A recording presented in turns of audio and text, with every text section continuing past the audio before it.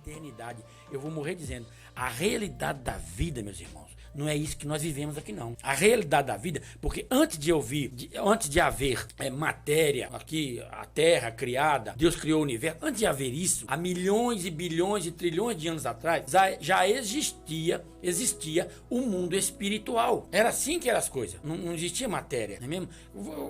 Viaja bastante aí na sua mente aí pra trás aí, porque Deus, ele não tem começo nem fim, né? Viaja mesmo, milhões de bilhões porque eles falam de dinossauro ter surgido anos 150 milhões de anos, que aquele meteoro que chocou contra a Terra, que matou o dinossauro, foi há 66 milhões de anos atrás, não é mesmo? Agora vai mais além ainda. O que existia? O mundo espiritual. E daqui mais um tempo ele vai existir de novo. Ou você perdido, ou você salvo. Essa é a realidade da vida. Por isso, nós temos que ter disposição para pregar o evangelho, porque é uma coisa muito séria, certo? A sua vida aqui dura o quê? 80, 90 anos aí? Eu tenho uma tia lá, irmã do meu pai, tá com 101 anos. Conversa sobre tudo direitinho, tá boa mesmo. Tá firme e forte. Disposição para pregar o evangelho. Por que eu tô falando isso sobre o nosso período de vida? Porque é o tempo que temos. Eu tenho esse tempo agora. Temos formados obreiros suficientes para cumprir a grande missão? Isso aí não envolve só a qualificação de obreiro. Eu acho que envolve outra coisa que eu acho muito importante, que é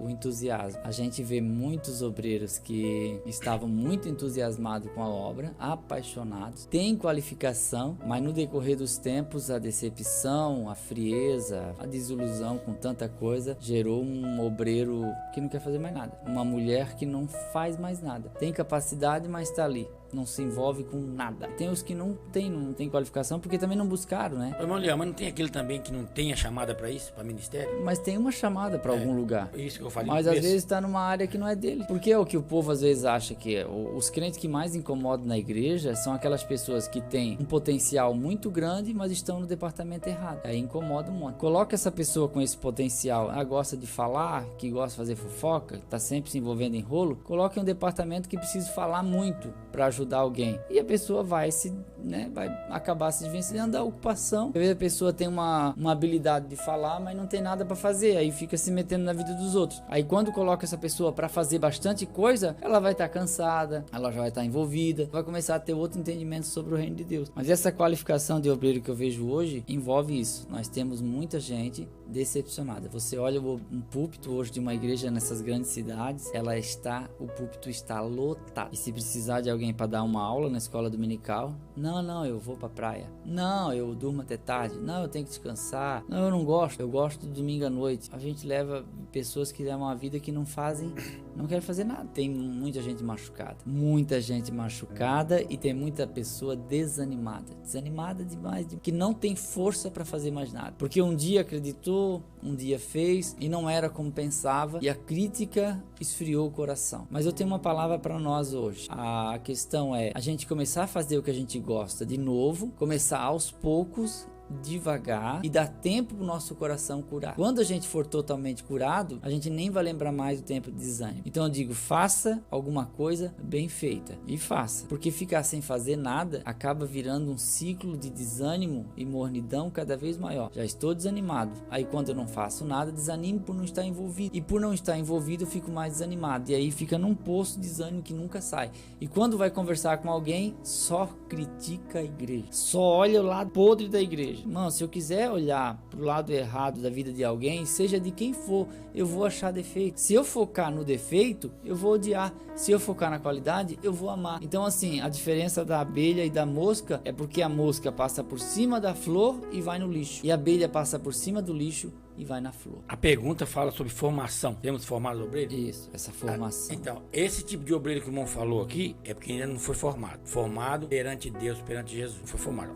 Ou está sendo formado, ou tem que entrar por esse caminho do conselho que o senhor deu para ser curado, certo? Mas tem aquele que não tem conhecimento nenhum. Irmão Ricardo, você é muito falador. Não, meu Deus. Você tem uma chamada de Deus, você tem uma chamada ministerial. Diferente, tá? Chamada de Deus, chamada ministerial. Leia a palavra de Deus, pelo menos leia. Já leu a Bíblia toda alguma vez? Você tem uma chamada? Porque eu acredito nem todos têm chamada para ministrar, para lecionar, né? Para pregar, para ser um presidente de uma igreja, para ser um doutrinador de uma igreja. Nem todos têm.